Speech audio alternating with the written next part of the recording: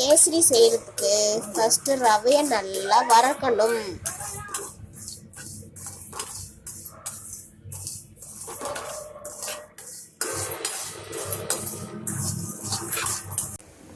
தண்ணி நல்லா கொதிக்குது. ரவையை போடலாம். போட்டு கரண்டியால் நல்லா கிளறி விடலாம். ரவையை நல்லா கிண்டி விடலாம். தண்ணி நல்லா கொஞ்சம் கொஞ்சமா சுண்டி வருது. அடி பிடிக்காம கிண்டி விடலாம்.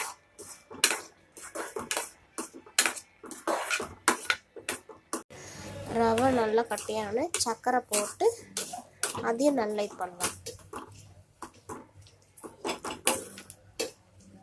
சர்க்கரை போட்டோன்னே கொஞ்சம் நல்லா மெல்ட் ஆகும்.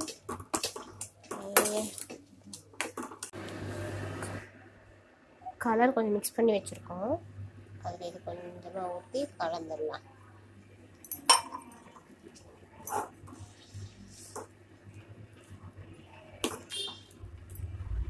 நல்லா மிக்ஸ் பண்ணி விட்டாச்சு.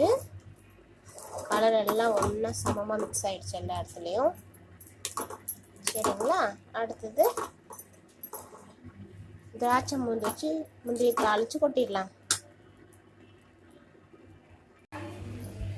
டால்டா போடலாம். உற்சாக கொண்டாட்டம்.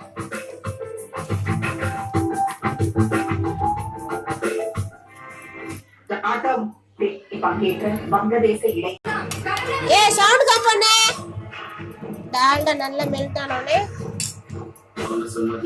முந்திரி போட்டுடலாம்.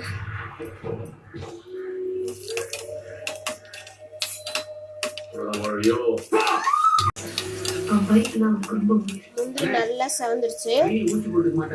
இப்ப நம்ம திராட்சையை போட்டுடலாம்.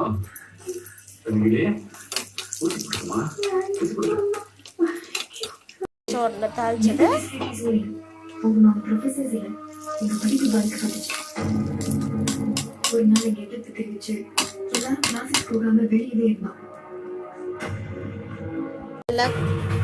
கிளறி ஆயிடுச்சு. கேசரி ரெடி ஆயிடுச்சு. இங்க பாருங்க, இந்த குட்டி வந்து எட்டி பாக்குறா. ஓய், கேசரி வேணுமா? பாருங்க, கேசரி வேணுமா வந்து எட்டி பாக்குறா. கேசரி ரெடி ஆயிடுச்சு. பாருங்க, என் குட்டியும் சாப்பிட ரெடியா இருக்கா. No no no.